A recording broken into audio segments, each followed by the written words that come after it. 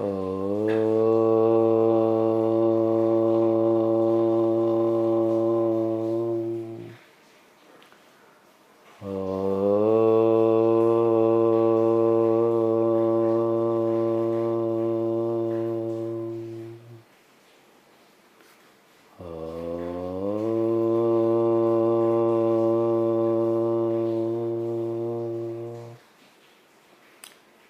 ఓం. ఈరోజు మనం time is మాయా, ఆ టైమ్ ఈజ్ మాయా అన్నాం కదా, ఆ మాయ అంటే ఏంటో తెలుసుకుందాం. మాయ అంటే లేనిది ఉన్నట్లు చూపించడం మాయా. కాబట్టి లేనిది ఉన్నట్లుగా కనిపించడం మాయా. అంటే ఉదాహరణకి మనం ఏదైనా ప్రయాణం చేసేటప్పుడు దూరంగా నీరు ప్రవహిస్తున్నట్టు కనిపిస్తుంది. అవి దగ్గరికి పోయి చూస్తే నీరు ఉండదు అక్కడ. అంటే ఎండమావులు. ఆ ఎండమావుల్లాగా లేనిది ఉన్నట్లుగా అక్కడ నీరు ఉన్నట్లుగా కనిపిస్తుంది కదా. ఆ విధంగా లేనిది ఉన్నట్లే కనిపించడమే మాయా. అయితే ఇక్కడ మనం టైమ్ ఈజ్ మాయా అన్నాం. అంటే మనం అనుకునే ఆ టైం కూడా లేనిది ఉన్నట్లే కనిపిస్తుంది అని.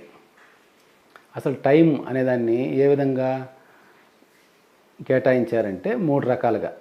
1 భూతకాలం, 2 వర్తమాన కాలం, 3 భవిష్యత్ కాలం. అయితే జ్ఞాని లక్షణాలు ఏంటయ్యా అంటే గతాన్ని స్మరించడు, భవిష్యత్తుని గురించి ఆలోచించడు, సదా వర్తమానంలోనే జీవిస్తాడు. అది జ్ఞాని లక్షణం. అంటే వర్తమానం అని అంటే ప్రజెంట్ టెన్స్, ఈజ్ ప్రజెంట్. అంటే ప్రజెంట్ టెన్స్లో ఉండడం అంటే మనకు ఒక బహుమతి లాంటిది అని. ఇప్పుడు గతాన్ని స్మరించి గతంలో విషయాలు, అది ఫెయిల్యూర్సో దుఃఖకరమైన సంఘటనలో అవే మనసు గుర్తుకు వస్తుంటే వాటి వల్ల ఏమవుతుంది, షుగర్లు వస్తున్నాయి. అదేవిధంగా భవిష్యత్తు గురించి ఆందోళన, రేపు అనేది ఎలా ఉంటుందో ఏంటో అని ఒక ఆందోళనతో ఉంటే బీపీలు వస్తున్నాయి. ఇప్పుడు అందరికీ అది అనుభవం అవుతుంది. కాబట్టి మనం గతాన్ని స్మరించకూడదు, భవిష్యత్తుని గురించి ఆందోళన పడకూడదు, ప్రజెంట్లోనే ఉండాలి. ఆ ప్రజెంట్లో ఉండడం అంటేనే మనం గమనంలో ఉండడం.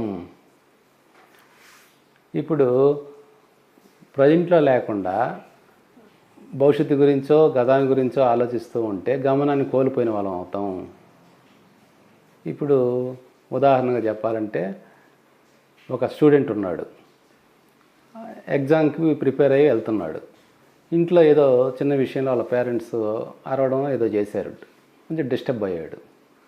దారిలో అతను సైకిల్ మీద పోతా కాలేజీకి ఈ ఇంట్లో విషయాలు, అటు అతను రాసే పరీక్ష గురించి, అక్కడ ఆ పరీక్ష గురించి టెన్షను, ఇంట్లో జరిగిన వ్యవహారము.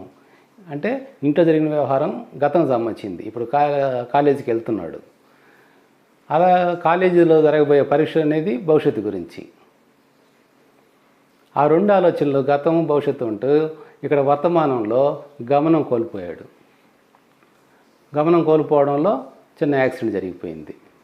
సో పరీక్ష మిస్ అయిపోయాడు. ఈ విధంగా మనం గతము భవిష్యత్తుని దృష్టిలో పెట్టుకుంటే ప్రజెంట్ని కోల్పోతాం అన్నమాట. అందుకొరకు ఎప్పుడు కూడా మనం గతం అంటే అది ఒక శవం లాంటిది, ఇంకా దాని గురించి ఏం ఆలోచించినా వృధానే. భవిష్యత్తు అనేది ఒక మిస్టరీ, అది ఏమవుతుందో తెలియదు. ఇప్పుడు అనవసరంగా ఆందోళన చెందుతున్నాం. అయితే ఈ గతం అనేది మనకి అనుభవాన్ని ఇస్తుంది కాబట్టి ఆ అనుభవాన్ని ఆధారం చేసుకొని వర్తమానంలో సక్రమంగా నిర్వర్తించుకోవాలి మన కార్యక్రమాలు. అదేవిధంగా భవిష్యత్తును దృష్టిలో పెట్టుకొని ఇక్కడ వర్తమానంలో పనులు నిర్వహించుకోవాలి. అంతవరకే.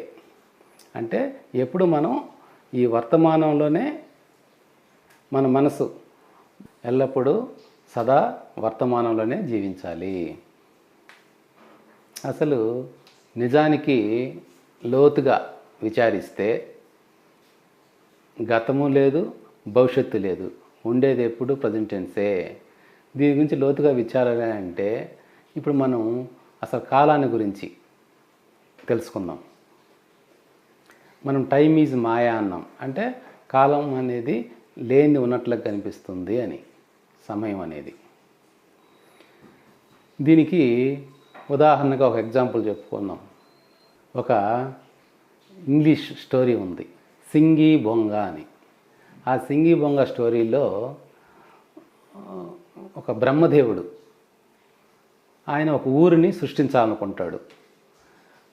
అదేవిధంగా ఆ ఊరిని సృష్టించి ఆ ఊరికి కావాల్సిన వనరులన్నీ ఏర్పాటు చేసి ఇంకా ఆయన సృష్టిలో ఇబ్బంది లేకుండా చేశానని అనుకుంటాడు.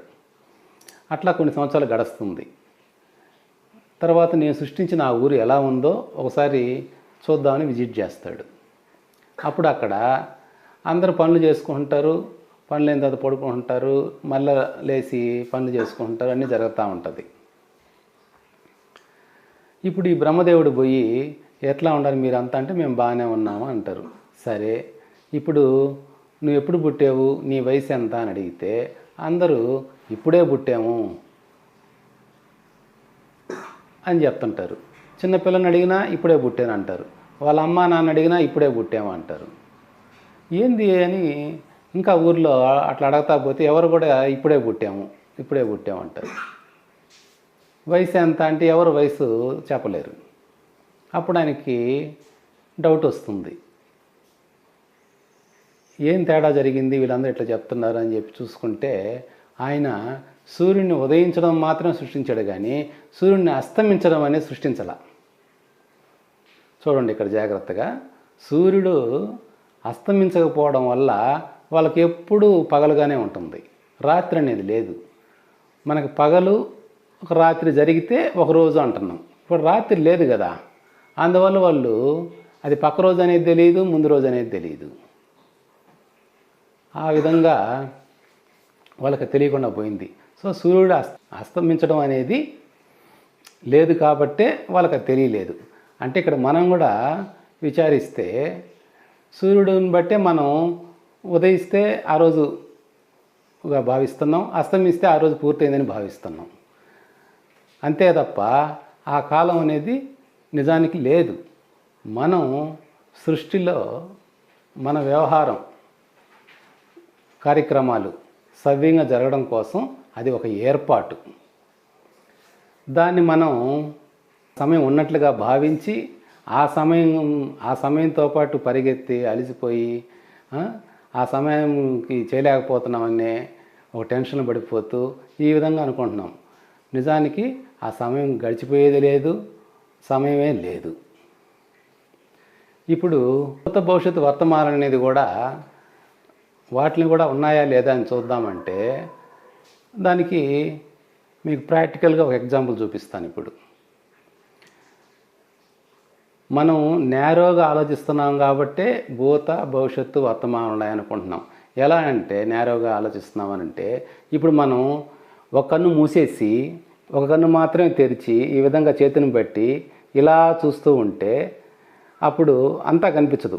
ఒక మనిషి అలా వస్తున్నాడు, మన చేతికి ఎదురుగా వచ్చినప్పుడు వర్తమానం అనుకుంటున్నాం, చేయి దాటిపోయిన తర్వాత గతం ఇంకా అనిపించడు. అలాగే వెనకున్న మనిషి భవిష్యత్తు, మళ్ళీ ఆయన ముందుకు వస్తే వర్తమానం, మళ్ళీ ఆయన ఈ చేయి దాటిపోతే గతం. అదే ఈ చేయి తీస్తే అంతా అక్కడే ఉంటారు, ముందు వచ్చిన మనిషి వెనకొచ్చిన మనిషి అంతా కూడా అక్కడే ఉన్నారు. దాన్ని బట్టి భవిష్యత్తు లేదు, గతము లేదు, ఉండేది ఒకటే వర్తమానం అన్న విషయాన్ని మనం గ్రహించామంటే మనం వర్తమానం కోసం ఎరుకలో ఉండాలి అన్న విషయాన్ని వదిలేసేయవచ్చు. ఎందుకంటే ఉండేదే వర్తమానం, ఇంక వేరేది ఉంటే కదా ఈ గమనంలో ఉండడానికి, ఉండేదే అది కాదు, మనము దాంట్లోనే ఉంటాము. ఆ విధంగా దీన్ని లోతుగా విచారించి సూక్ష్మంగా అర్థం చేసుకోవాల్సిన అవసరం ఉంది. ఎందుకంటే ఈరోజు ప్రతి ఒక్కరికి ఏ చేయాలని నాకు టైం లేదు అంటాడు, మంచి పని చేయాలన్నా టైం లేదు అంటాడు, ఆ? ఒక ఒక ధ్యాన సాధన చేయమన్నా టైం లేదు అంటాడు, ఆఫీస్ విషయాలకు వస్తే టైం లేదు అంటాడు, సంసారం వ్యవహారాలకు వచ్చి ఇంటి వ్యవహారాలు చూసుకోమంటే టైం లేదు అంటాడు.